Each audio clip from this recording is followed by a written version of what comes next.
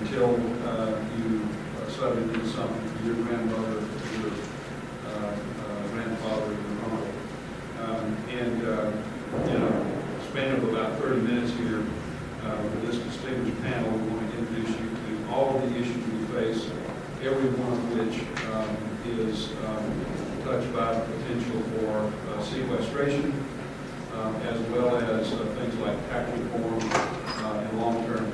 We are part of the solution because of what many of these folks do that are in non-medical acute services can make a positive impact on the quality of people's lives and financially on the overall system. And we can't forget that. What we want to do today is we're not going to go down the aisle. Everybody gets 5 minutes. We're going to have some interactive. You have a couple of residents here of communities, including Shirley, who I'll turn to in just a minute, and John C. You can call him John C. because I can't pronounce his last name. I'm from the South, and I'm out at work that way. We have a family member. We have 2 executive directors, and we want to begin to approach these issues in an interactive, collaborative fashion. Let me ask John C. and his colleague Jackie Carson from Sanborn Place in Massachusetts. They're an example of a housing with services program. You probably haven't even heard that term, but we are working very closely with HHS and with HUD, and we want to work more with members of Congress. The concept of low-income and modest-income elderly housing, when permitted to orchestrate non-medical services, can keep people out of hospitals and nursing homes. And the help we need from Congress there is not so much more money as it is making it easier to do that kind of thing. Now, John C. and Shirley, who's at Self-Help in New York City, about a 90-year-old organization that was originally chartered to help people get out of Jews get out of Eastern Europe, and then they focused on Holocaust survivors, and now they're focused on disadvantaged population in addition to Holocaust survivors. And we're going to hear about Shirley and John, who they represent. John, you're eligible to be in a nursing home. And let's get that microphone close to you.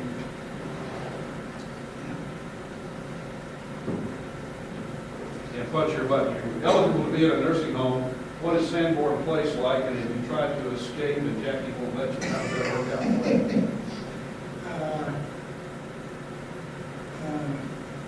You're okay on the mic. We can hear you. Yeah. So good. How long have you been there? Years.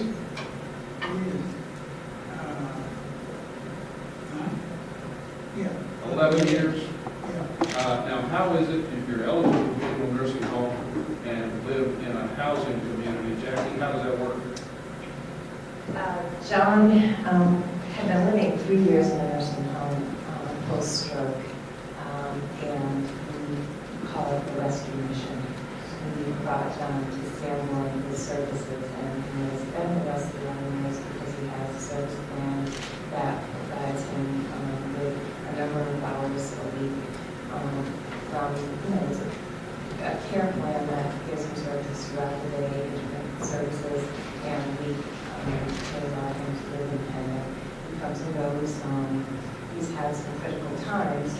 Last year at this time, John was actually, he was on his deathbed. We didn't know he was making it or not. We had a little back to nursing home and decided it wasn't really long, so we came home and I needed him back. Now, are you doing that through HUD programs, Older Americans Act programs, and Community-based services. all home community It's services? kind of a couple thing, and now he's on the Medicaid waiver program. You're on Medicaid waiver program? Final term, the 65 mark, and we're able to on Medicaid waiver program. And cuts in those programs do what to people like John? They ran running the long-term care system and stay, which is a costly system. We're trying to build that bridge. If we can get more Medicaid dollars out of the nursing home, or into the home community services program, and be able to actually build other supports in the community for us to keep people out and less structured setting, but with more services. John, I assume that's where you'd rather be. Oh, yes. Shirley, now you're on, Shirley, you're on the big screen.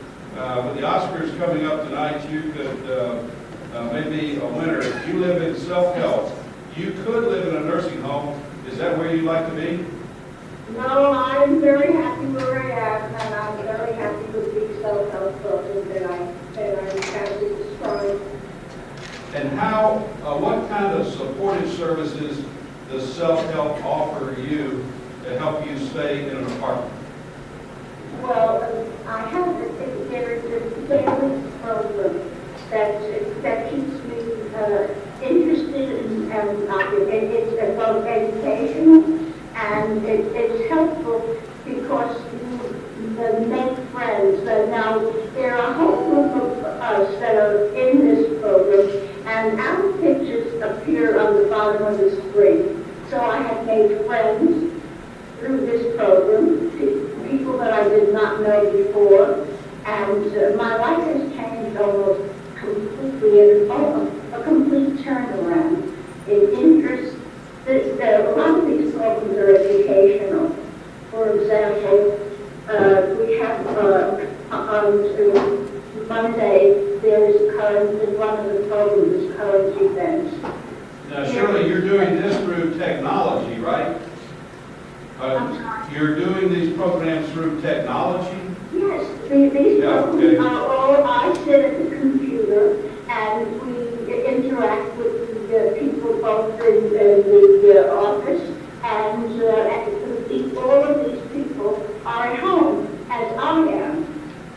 It's not a very big trip for me. I walk from my kitchen, let's say, to the place where my computer is. So it makes life so easy for me because I am involved with other people. I am involved with programs of interest in me. Now, current events that comes on Monday, that is really great because the person that runs the class, it brings in topics, but the topics also come from the people that are, as I am, sitting below. We have an item of current events that we wish to discuss it. So that is Monday. Now, Shirley, I'm going to cut you off here a minute and come back to you. Is that okay? sure. All right. Shirley is part of a virtual senior center made possible through technology. And self-help has pioneered in that, and she is staying engaged through technology and a combination of some of the same Older Americans Act and home and community-based services programs that Jackie and John C. are involved. And those are such a small investment to pay such a big return in terms of preventive kind of care. You heard that she doesn't want to be in a nursing home, and through technology, she doesn't have to be. Now, a nursing home is a bad place to know. They're absolutely essential part of the continuum because there's some people that cannot be cared for by family or home. And let's shift gears a minute and ask Alan Reed, a retired admiral. He lives in a local comprehensive community here called Goodwin House, and he has made use of the post-acute system. And tell us how that's benefited you, Alan. If I can call you that, I feel I should call you Admiral, but Alan's fine. We live in a continuing care retirement community, life care. It has all the facilities within the one organization. We have skilled nursing, we have assisted living, a dementia ward, plus independent living. My wife and I moved in there in independent living, but about 2 years ago, my wife fell in the shower and they rushed her to the ER, and she was in a coma for 3 weeks and was not expected to live. However, she fooled the doctors and everybody else and managed to survive. After 5 weeks in the hospital and then another 4 weeks at skilled nursing at Goodwin House, she was able to return to independent living, and that was very important to both her and myself, that she survived with the care that she got in skilled nursing through the rehabilitation center, and there's one right on campus, full-time, providing physical therapy, occupational therapy, and speech therapy, which she needed all three to rebuild her body. She had damage to her throat from all the tubes and stuff down it, and so she needed speech therapy. And as a result, she is now back in independent living and doing quite well. So we feel those programs are geared to get us back into our normal lives. We're a little bit on the young side at Gilman House, and so we're used to being kind of active, and we have been able to resume our active lives. It would be encouraging to some of us, Alan, to know how do you define on the young side? Well, I'm going to be 80 in April. So those of you, we've got a fairly young audience here. But I don't your feel moms and 80. dads tonight and say 80 is still young. You'll make their weekend. The importance of these post-acute Medicare programs and a major emphasis going on right now that how do you keep people from bouncing back to the hospital? You can only do that if you have environments that provide a lot of non-medical support and the kind of post-acute Medicare, really well-run programs that help people like Alan and sound like even more importantly, his wife. Now, Stoddard Baptist, you're going to hear from a family member. Stoddard is 100 years old. You're not 100 years old. 110. I'm close to it. I've been around since the last summer, but Henry, your family needed care, and how important was the nursing home, and what did it do for you and your family? you know, it's amazing. I'm a retired investment banker. I'm almost 69 years of age, a little younger than you. And I dealt with all types of finance and understanding each of the legal elements of everything, right? Until you need some services for your family member, you are as dumb as a grape. You don't know where to turn to, who to turn to, quite frankly. During the particular period of time, and particularly with Alzheimer's dementia, my wife and I kept my mother at home. And, we could solve everything. It's not a problem. And then, we had care for 4 hours a day, then it became 8 hours, then 12 hours. And then it became the point where we had to surrender and put her into a facility, which was not to our liking. But then you then begin to understand the medical system, the ins and outs. But to the grace of God, those individuals who work in those facilities who don't work there for money, trust me, because it's not there. Her life became better, and it gave us an opportunity after some 10 years of spending our time, money, efforts, and you cannot do what they do. It's just an impossibility. You have to surrender. And so, after our mother died there, we stayed on, became board members, raised money, and are still involved in this very day. It is an essential element, and I say to everybody, no matter how young you are now, you're going to start taking a good look at what's before you. And it is coming towards you. And how do you want to be treated? And what are you going to do? This long-term care and all the rest of these wonderful programs. Nobody ever thinks about it. With 20, 30, 40 years, no, we're invincible. To reality smash you in the face. You need charities, charitable giving, a phenomenal asset. The starter could not do its mission without support. Well, let me ask you this, because the charitable deduction is on the table as one of those things in tax reform. If the powers that be said to you, what should we do about that charitable deduction thing? What advice would you give? You need to leave it there. You have people who have massive amounts of money. If you look at Bill Gates and the rest of people who are going around trying to get rid of 50% of their wealth when they're there. This is after-tax dollars, so that they really don't care. That it doesn't play. The individual who's working, who has the ability to take this off as a deduction, is very, very important to them. Mm-hmm. And not that they wouldn't give, but they wouldn't give as much and as often, quite frankly. Could Stoddard make it without charitable giving? It's an impossibility, it would be an impossibility.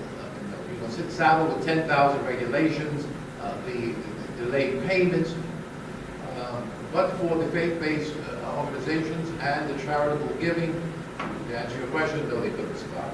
No institution. Well, let's shift over to Phil. And Phil Elmore, CEO of Christian Care Centers in Texas, he just had to close their 65-year-old nursing home. Tell us about that and let them know how important some of these issues are to you.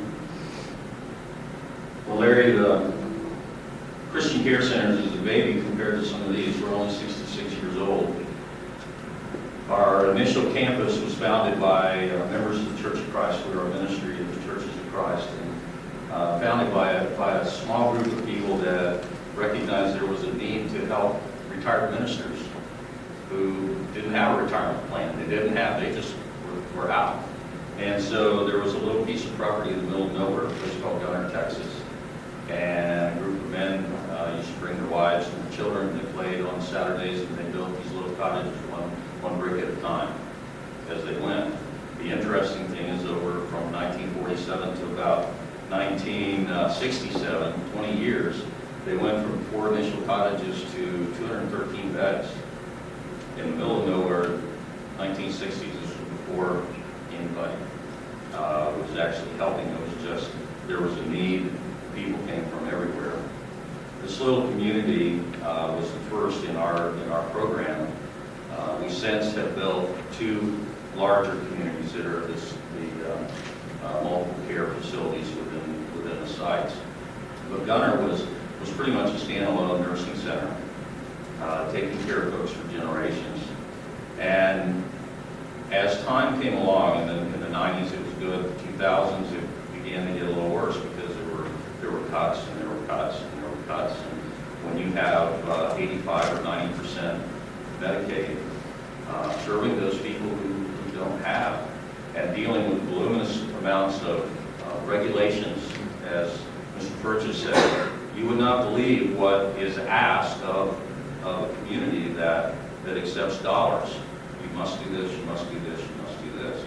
The shortfall just got greater and greater. The cost continued, insurance went up, utilities went up, salaries went up to be able to care for folks.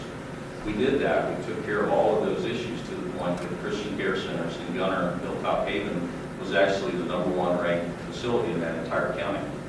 In a community of 900 people, they've been the #1 ranked facility for years and years.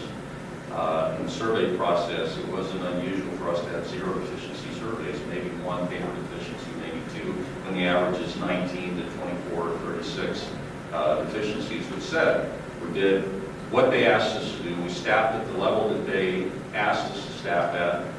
The people who surveyed us told us that was the right thing. But in the last 3 years, there were cuts and cuts, Medicare cuts, Medicaid cuts that happened last year in 2000. At the end of 2011, we actually, for this same campus, we actually tried to cover with the rest of the campuses a $1.2 million cash loss in order to serve people the way that the federal regulations said that we should serve them. We got to the point that it was putting an extreme burden on the other 2 campuses. And so a very painful decision was to close the doors, because Gunner becomes an unsustainable mission because it doesn't have anything helping to support it. And I know the congressman from that area, Congressman Hall's been a dear friend of ours for a long time. It really saddened his office to do that. So, Yeah, I think it is easy to talk here about we've got to cut these programs. When it gets down, the programs that are cut are people in situations like you see here. We believe there are alternatives to cutting. We believe that you can't throw enough money at the current programs to make them work. We can't make that much money.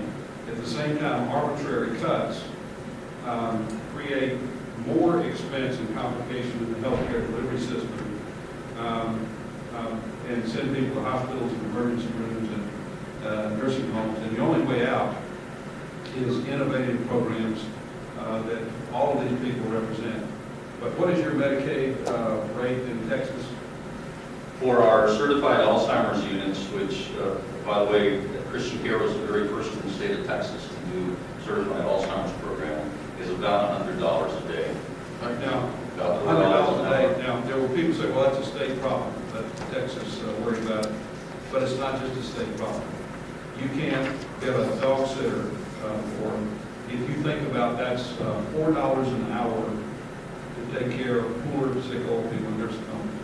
You can't do it, even with $1 million a year in contributions. Now, what we wanted to illustrate here today is that all of the issues that we're facing are on the table. And we believe that the older Americans Act programs need to be preserved.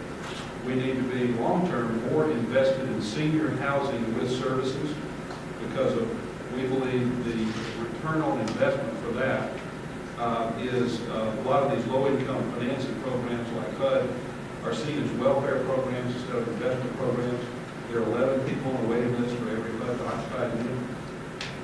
And it turns something like $15 for every dollar invested in this community, not counting what we're beginning to see as cost reductions in the healthcare delivery system by the orchestration of things like Shirley and John and others experienced.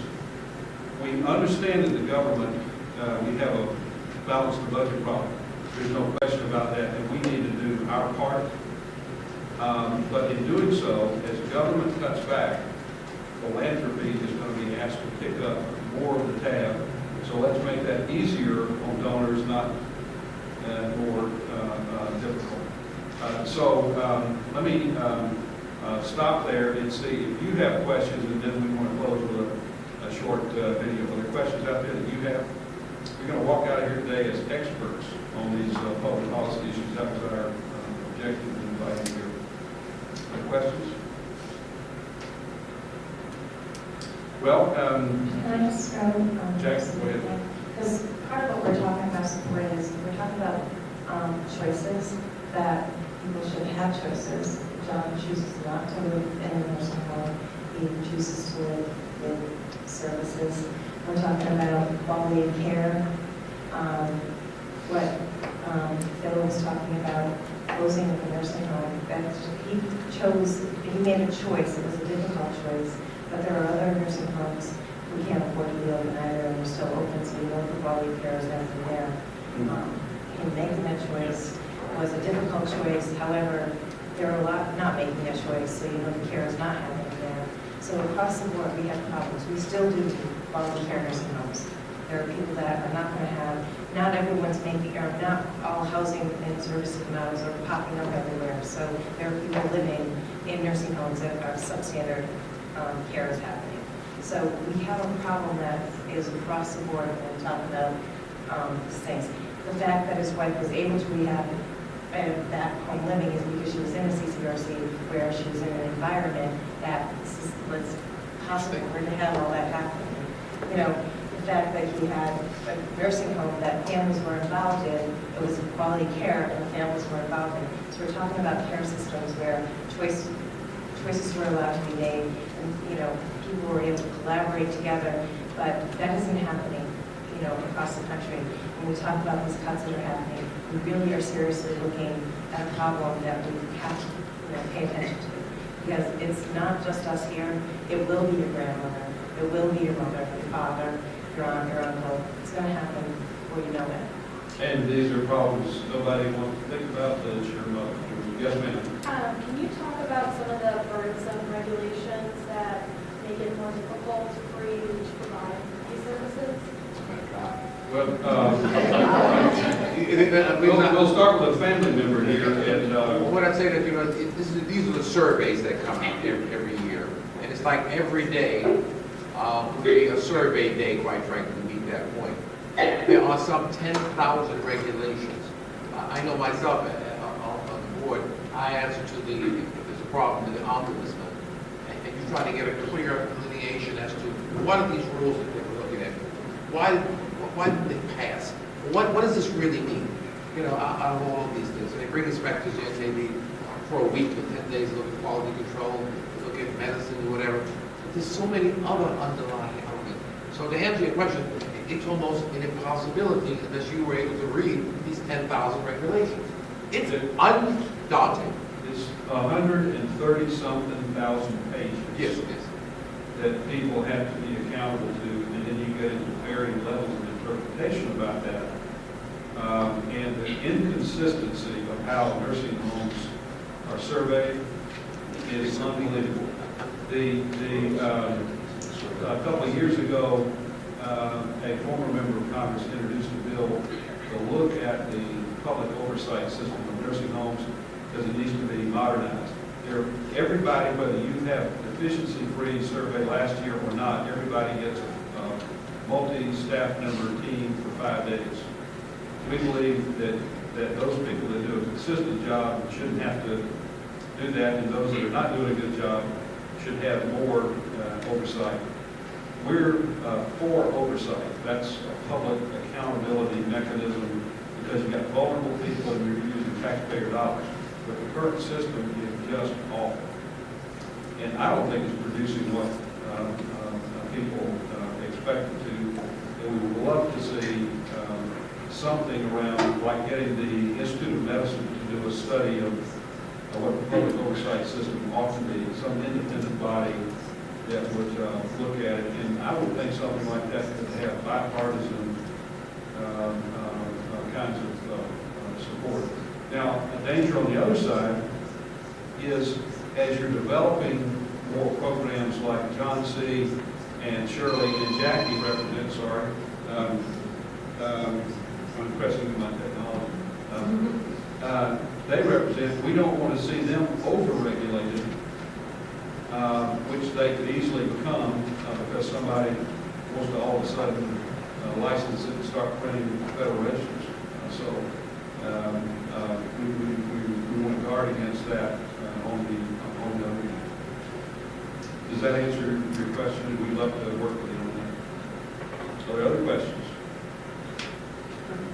Well, Shirley, Robert, go ahead. I still wanted to respond to the regulation question.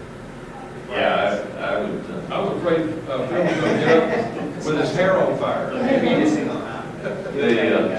As a provider, long term, the regulatory system, as Larry said, is very much needed. I mean, everybody needs oversight, and there's not anyone that I know of that says you shouldn't have. But some of the atrocities are, especially in the care center specifically, is they take away the choice of the people who live there.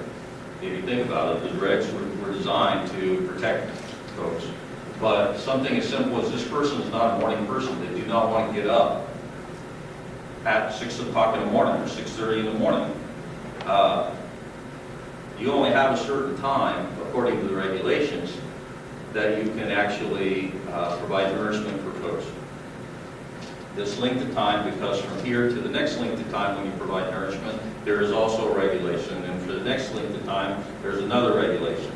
If someone, wants, again, it's primarily about choice. If we work really hard to allow them as much swing as possible, the medication management is very tight, very, very clear, delineated.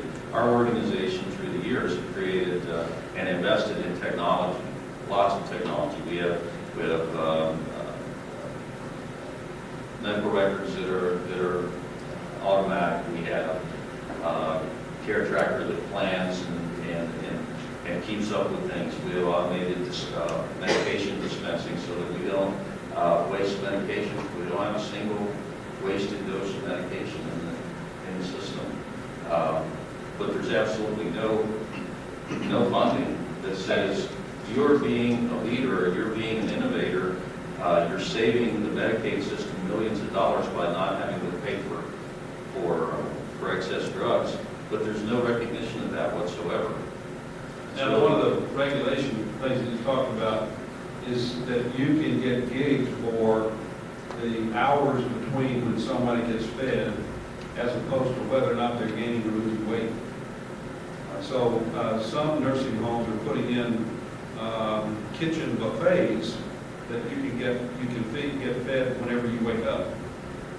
But if a regulator comes in and it wasn't at a certain time, and there weren't so many hours difference, you can get gigs for bad nutrition. That's just nuts. And there are lots of things like that that we need to get more outcome oriented, not are you complying with the regulation oriented. We could use a lot of help with that. Are there other questions? Yes, ma'am. And then we'll turn it over to you. For programs like John C. and Shirley, which I think, if I'm understanding them correctly, they're services that are provided in their homes, do you all provide any, like, oversight? I from what I'm understanding, there aren't as many regulations that Right. govern those programs, but do you all do any services that ensure that their homes are senior safe, as in, like, enough lighting, wide enough hallways for wheelchairs? Or is that beyond the scope of your services? No, I actually provide everything that a nursing home provides. I have all the technology. I'll give you an example. We discharged somebody yesterday from the nursing home who, in 48 hours, had 2 falls at the nursing home, wasn't eating at the nursing home. I said to the nursing home, you know, you cited 3 times, so I better take her home. Because I have the pet pads, I have the chair pads. She'll eat at home. She wants to be home. She's safer at home. She'll be in her wheelchair. I can actually put a seatbelt on to remind her not to get out of her wheelchair. So we brought her home. It was a safer environment. But I have all of that, and our homes are done in a universal design, thinking of aging for the future and everything. So yeah, we are building, and as we are renovating for the future, we're building for the future, and preparing for people to age in place for the future. John lives in a wheelchair, a universal design apartment, and everything that he would get in the nursing home, we can provide for him 24/7. And you should expect that out of current and new construction around a housing and services model. And the issue is when something bad happens, like the recent Hurricane Sandy, did the response system work up your way that people could get out and they taken care of? And we just had a blizzard last weekend, and around the clock, our EMTs brought staff in, and our communities, they drove us to the community shut-ins, and we're in the shelter in place. I mean, the communities that we live in are ready for all these seniors that are aging, and when you said 80 is not old, 90, I don't even know if 90 is old. I mean, I have a 102-year-old that she travels around. Some days she's not feeling so well, but she does well. I mean, I have a lot of people turning 100. It's just everyday life these days. So then, what's the difference between the services that you provide and like a traditional assisted living community? Assisted living is regulated. Okay. It was built as real estate with services, but it's a service model that was a step down from a nursing home. There are regulation changes happening. Each state has a little bit of different regulating. I'm talking Massachusetts, but over the years, there's been competition between all these different models, and we're now what we need to do is look at all the models out there. We need as much choices for people to live and age, so we have to look at the different models, we have to look at the regulation, and we have to figure out what works best for everybody. Let me say that in moving toward pay for performance, one of the things you can do is make sure that the nursing home sector is not left out of that. Hospitals are punished, he doesn't get any reward for preventing them from having a negative consequence. Another incentive would be to have less regulation for those people that do a consistently good job. And one of Jackie's colleagues in Massachusetts has had 13 years of deficiency-free surveys. She gets the same survey process every year that somebody that stays on the watch list all the time gets. So it would be nice to say to somebody, you're doing a consistently good job. Turn in certain paperwork and show us, but we don't need to send a 5-member survey team for a week your place to do that. That could also show up in some states around lower tort liability claims. Because nursing homes in some states have a huge target on their backs, and there's no incentive for those people that are doing a good job to pay lower premiums and have caps on their exposure, because everybody is viewed the same. So there are ways to create incentives without saying you're going to put a lot of money. Don't forget us and pay for performance. Yeah, Yeah. you just mentioned on the stepchild, the adult day program. Adult day. Yeah. That it offers part of continuing care. We have a lot of stepchildren in our school, but adult day, very important part of the continuum. And a lot of people can be cared for in those programs, and there are even now night programs developing, because Alzheimer's is oftentimes people have problems at night, and families need to get sleep. Regulation that makes it easier to develop those kind of things is really helpful to families. Do we have any last minute questions? Then let's end with, I want to end with a video that Phil has, and I don't think it's inappropriate to offer cookies for those of you that came. If you have to fill out a report on something like that, let us know. Chips and water out here, and Bob, go ahead. I didn't know if you wanted to say just a word about long-term care financing. A lot of folks may don't even realize that Medicare doesn't really offer that, and Medicaid is, they got to spend out, and so it's obviously with class repeal. Well, with the repeal of class, and some of you were very supportive of that, and others were skeptical, it had basically a lot of the right ideas in it because it gave people the opportunity to self-insure. But it became politically controversial, and there were some flaws in the model. Families, there are 10 to 12 million vulnerable seniors every day cared for by families. They spend $5,500 a year out of their own pockets. And unless you self-impoverish and go Medicaid, or you pay out of your own pocket, the middle class has very few options. So, like a lot of families, you just have to pass the hat and chip in. Some people say, well, what's wrong with that? Nothing until the plate gets passed to you. But we believe the Pepper Commission 25 years ago said that long-term care is an insurable set of circumstances in people's lives, and we spent 25 years not insured for it. And we hope this new commission that's going to be appointed will address these problems in a serious way, because it's solvable.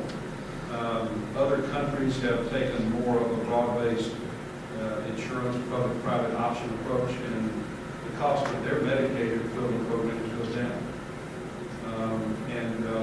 So the irony of class's demise is that long-term it contributed toward the very problem we're trying to look at today, and that's what do you do with Medicaid.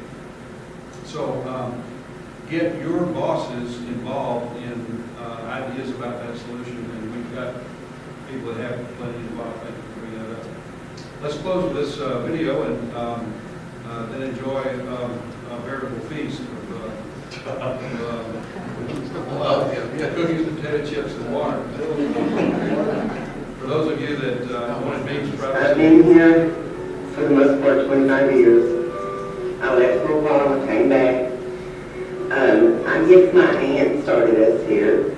She started working here right after the first part of them. I've had a lot of family work here. My mother and aunt worked here, and actually the name Hilltop Haven came from them. When I told my dad, and my dad was a contract, he helped with the apartments and actually put in all the heating and air conditioner units over there. And when I told him that I was coming to work at Hilltop Haven, he told me I wouldn't last a week. And I said, why is that? And he said, because you are not a gunner, so you will not fit in there.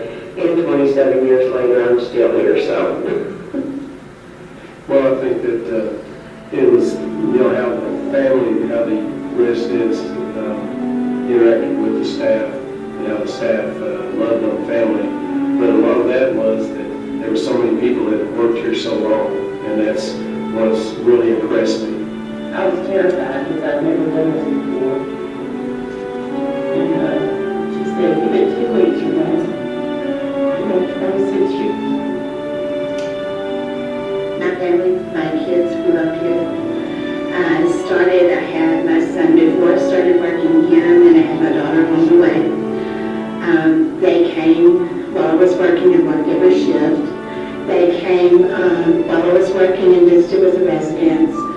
So a lot of the residents were like grandparents to them, got really close. And it is a big family. We're sad to see them go. We're having a really hard time with it. I'm sorry. I know that the doors of Hilltop Haven are about to close. There's no doubt in my mind that the spirit of Hilltop is going to live on, and that's due to the residents who have lived here, the staff who have worked here, and they worked in such an impressive way with a Christ-like spirit. And so, God bless Hilltop Haven, and I wish everyone well.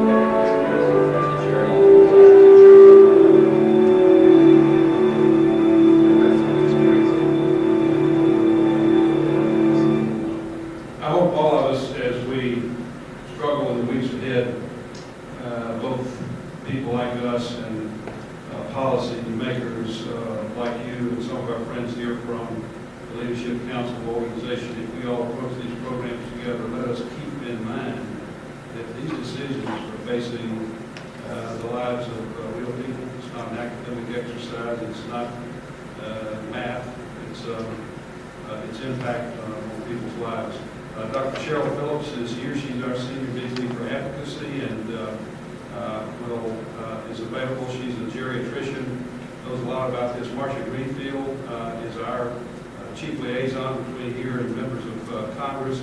Behind her, Barbara Gay and Peter Notar-Stefano, who knows as much about home and community-based services, and Nancy Lipson here on senior housing kinds of issues. We have people who have been doing this a long time that can be a resource to you. Elena Walram is the Executive Director of Community Age District of Columbia.